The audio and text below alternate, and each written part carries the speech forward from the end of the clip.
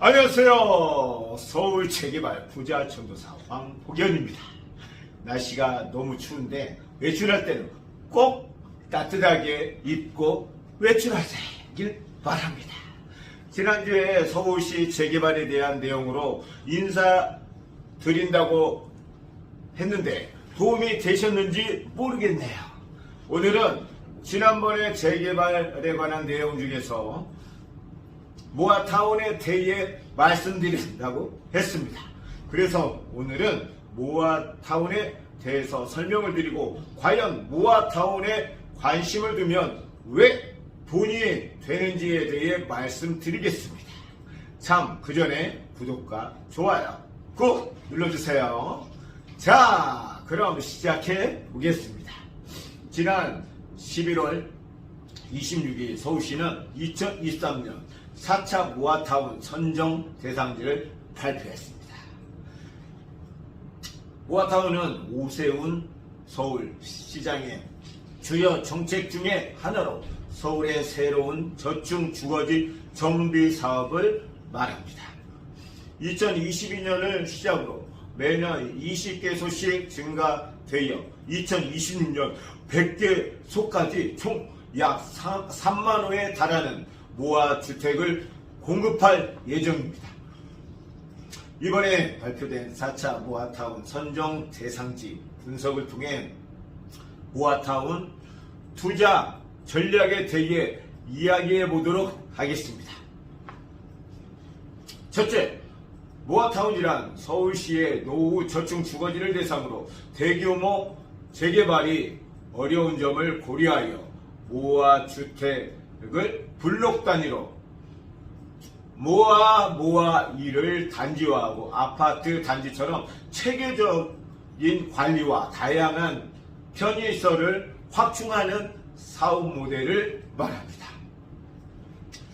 대상 지역은 서울시와 신축과 노후주택이 혼재되어 재개발 등이 곤란한 지역으로 10만 제곱미터만 평수로 3만 평, 전체 노후 50% 이상인 지역의 대상이 됩니다. 알기 쉽게 소규모 재개발 사업이라고 보시면 됩니다. 모아타운 추진 과정은 우선 대상지 공모를 하고 주민들의 의견 수렴으로 대상지를 제출하면 시에서 평가를 거쳐 대상지로 선정 발표하게 됩니다. 모아타운 대상지로 선정되면 관리 계획을 수립하여 시의 승인을 요청하게 되고 14일 이상의 공고로 주민 공람을 거쳐 심의 지정 고시되고 다음으로 조합 설립 인가 후 사업 시행 인가가 승인되면 보상을 거친 후 2주와 착공을 거쳐 최종 준공 후 입주를 하게 되는 1년의 과정을 거치게 됩니다. 그리고 모아타운의 핵심은 재개발 사업에 비해 4년이라는 짧은 사업기간 소요로 신속한 서울시 주민의 주거환경 개선 목표를 달성하는 데 있습니다. 이해가시죠? 모아타운 사업은 일반적인 재건축 재개발 사업에 비해 빠른 속도로 사업이 추진된다는 장점이 있습니다. 소규모 정비 사업이다 보니 정비 계획 수립이나 조합 추진회 승인, 관리, 처분인가 등이 생략되어 약 4년 정도 크게 줄어들기 때문입니다.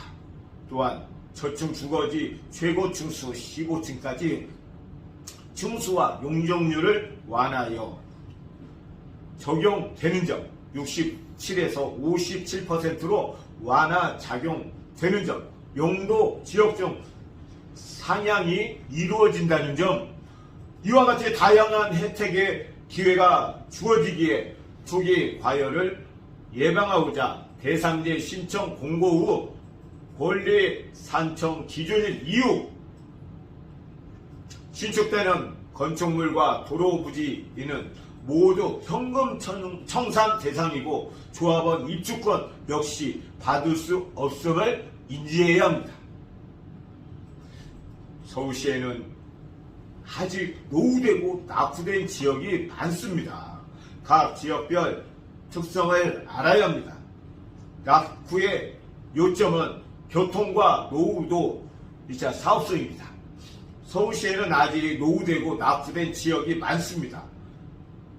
서울시의 개발 방향성은 큰 틀에서 크게 변화되지 않을 것입니다. 서울시 모아타운 사업의 첫 번째 시범구역은 강북구 번동 일대입니다. 과거와 현재의 모습 비교는 가장 큰 자극제가 되어 줄 것입니다. 경제적 자유를 향한 부동산에 투자는 꾸준한 발품에 있다고 생각합니다. 발품을 얼마나 많이 팔았는지가 지역을 알아야 알고 있느냐를 결정짓고 지역 분석을 얼마나 해낼 수 있느냐가 부동산의 가치를 판단하는 기준이 되어 주기 때문입니다. 강북 지역과 강남 지역으로 나누어 과거 모아타운 대상지로 설정된 지역과 선정되지 못한 지역의 분석을 통해 추후 다시 올 기회를 잡는 투자자가 되어야 할 것입니다. 남들보다 한 단계에서 부동산의 미래 가치를 판단할 수 있을 때 경제적 자유를 누리는 우리에게 한 발 더 가까이 다가올 것입니다. 끝으로 서울시 자료와 동영상을 보여드리면서 마칠까 합니다. 감사합니다.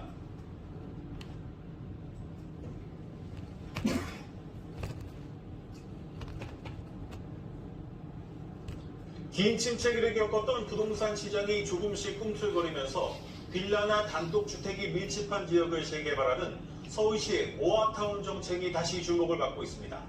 서울시는 오는 2026년까지 모아타운 100곳을 지정한다는 계획입니다. 모아타운 1호로 꼽히는 강북구 번동 현장을 신동호 기자가 다녀왔습니다. 서울 강북구 번동의 다세대 다가구 밀집 지역. 좁은 골목에 주차한 차량들이 얽히고 설켜 있습니다. 소방차 진입도 힘들 정도로 주거 환경이 열악하지만 노후화된 기준 요건을 맞추지 못해 재개발이 어려웠습니다. 우리네는 좀 30년 전에 지었기 때문에 좀 낫고 저런 구석은 또 오래된 거는 차 같은 건 불편하죠. 예. 그러니까 그냥 딱 잡았어요. 이렇게 재개발이 어려웠던 노후 빌라촌에 소규모 주택정비 사업인 모아주택이 추진됩니다. 인접한 다가구 다세대 주택 소유자들이 1,500제곱미터 이상 대지 면적을 확보해 사업을 추진하면 서울시는 공공예산을 들여 지하주차장과 어린이집 등 기반시설을 지원합니다. 특히 10년 정도 걸리는 재개발 재건축 사업에 비해 최대 4년 정도로 사업기간을 줄일 수 있는 것이 가장 큰 장점입니다. 이러한 모아주택 사업 지역을 연계하면 모아타운으로 지정이 가능합니다. 최후 층수를 완화하고 도로와 주차장 등 도시기반 시설 확충에 국비와 시비를 합쳐 최대 375억 원까지 지원을 받을 수 있게 됩니다. 서울시는 강북구 번동 일대를 모아타운 시범사업지로 지정했습니다. 번동 모아타운은 사업지 선정 2년 만에 사업 시행 계획서까지 제출한 만큼 2025년에 준공이 가능할 전망입니다.